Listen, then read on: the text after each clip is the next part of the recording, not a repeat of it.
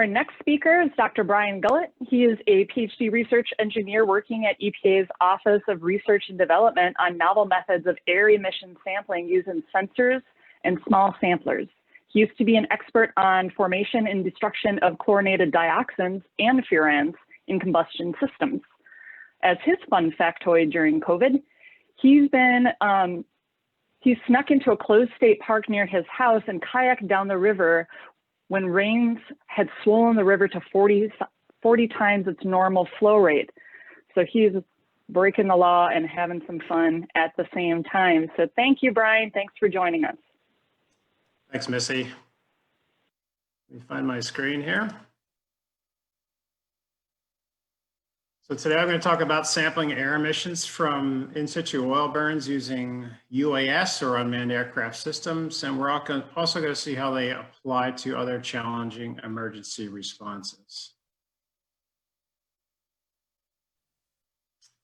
So there are many examples of open sources of burning and combustion, detonations, etc., in which one tries to sample these emissions. Obviously, these are very hazardous situations, and it takes quite some skill and some instrumental novelty in order to sample them. So these are all pictures that I've taken, except for the one in the bottom right, which is actually a train accident. And so whether it's detonations or dump fires or the at-sea oil burns in the Gulf of Mexico, these were taken by me during our sampling efforts.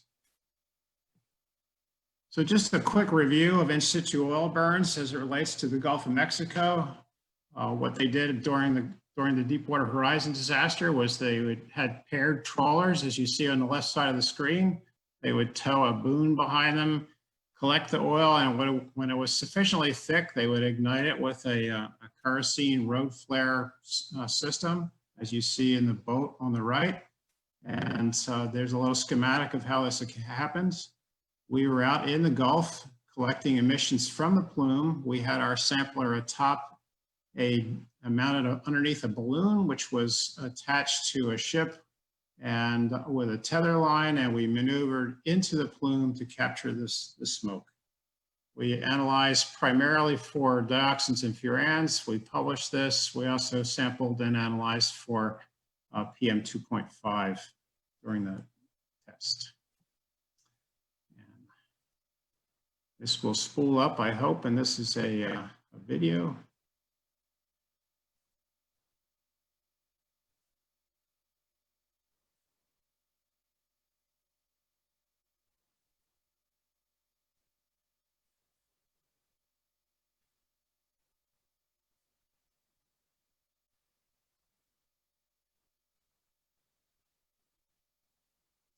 You can see the balloon peeking through the plume every once in a while.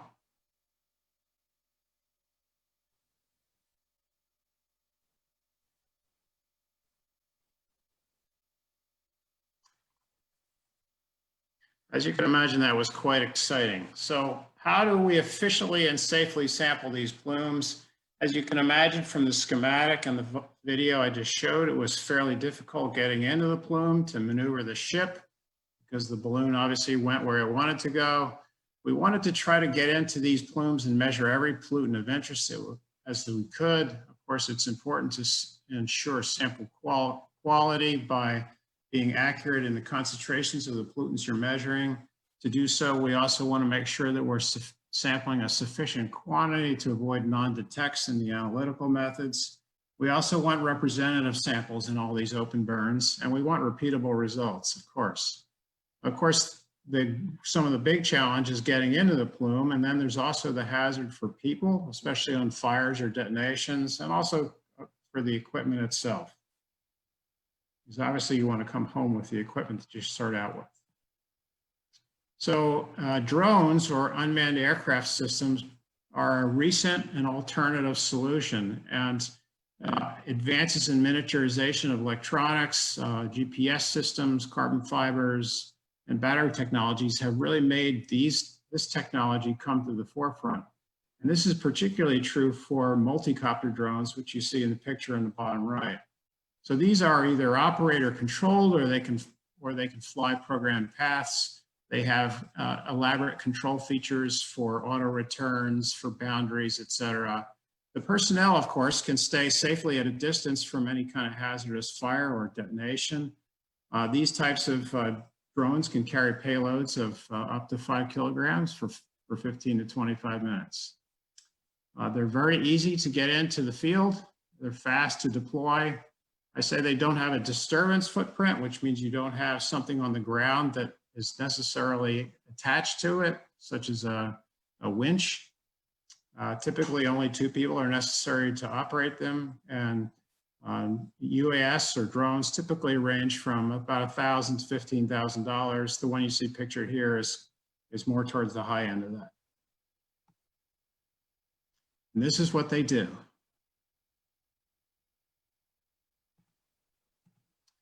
So now I'm going to talk a little bit about the sensors and sampler system that we've built. This is actually a reasonably old picture. It's a few years old. We have our sensor sampler system attached to the underneath carriage of a hexacopter drone. It's owned by NASA and flown by NASA.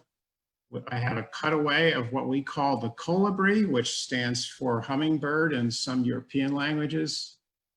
This cutaway shows some of the components of it, different samplers, pumps, sensors, batteries, control panels, etc. And you can see in the bottom hand right is the size of this colibri is approximately the size of a shoebox. That is a 1-foot red ruler standing up next to it. So we have built this over the last 10 years, but for the drones, more over the last 5 or so years. And we can sample a whole host of different analytes, not necessarily all at once, but a good fair number of them. And the analyte that we sampled is sort of tailored to the situation and what the person wants. Obviously, carbon dioxide and carbon monoxide are important. We use them to determine emission factors using the carbon balance method. We can sample particulate matter by size, obviously temperature, battery condition. We've sampled dioxins, PAHs, energetics, all sorts of things on this. We've also recently purchased a IR visible camera, which will help to detect hotspots in fires. So since 2016, we've flown our sensor system aboard multiple aircraft flown by NASA Ames, universities, research institutes, industrial chemicals, and other federal agencies.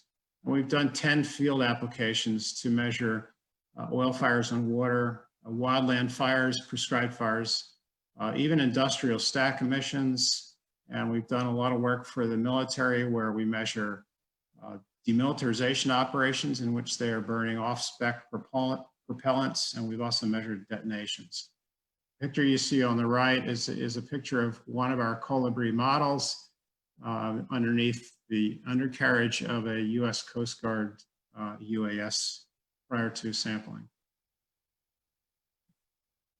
This is a Google Earth schematic of the path of a drone that we flew one time with up in Virginia. The colored lines indicate the path as well as the concentration of carbon dioxide. Obviously, when you get to the red part at number 5, that's the highest CO2 concentration. This kind of gives us an indication of when we're in the plume, which is obviously what we want to do.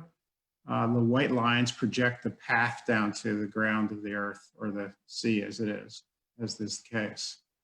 A lot of the measurements that we take on board this colibri sensor are real-time measurements, and they beam down to the telemetry system down to the operator.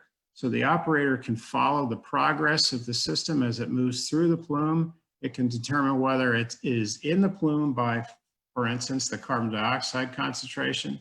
It can also follow temperatures and battery life, et cetera, to monitor the progress and the efficiency of the sample collection. This is a picture from tests done in Oklahoma where we were measuring the emissions from open burning of spent or propellant for the military. That's the sample. That's a picture of the drone on the ground. In the background, in the white sandy area, you see pans that contain propellant. There's a picture of a truck on the right that I've highlighted for perspective. This is the drone that we're using, complete with a colibri, this time equipped with a large filter and a fan for sampling. And this is kind of a picture of the plume going up and the flame from the propellant burn, which probably reached about 150 feet in the air.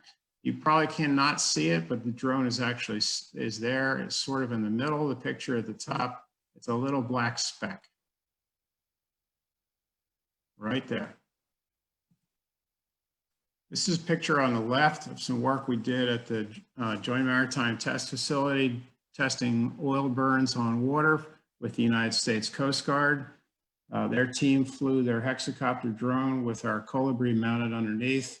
We flew into the plume to measure the emissions from these in situ burn operations.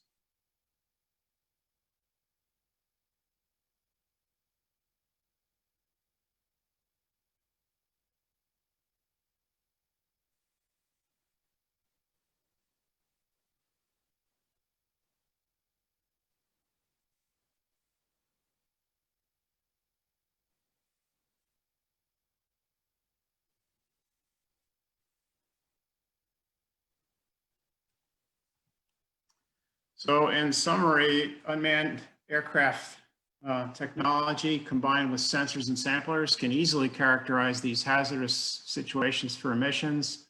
The systems are easy to deploy, they're relatively inexpensive. Most importantly, they're safe for people and their equipment.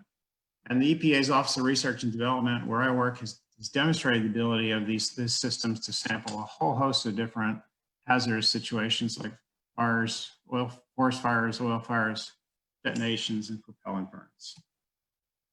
I want to thank all my co-performers over the years from multiple federal agencies and academic institutions. And I appreciate your attention very much. Thank you.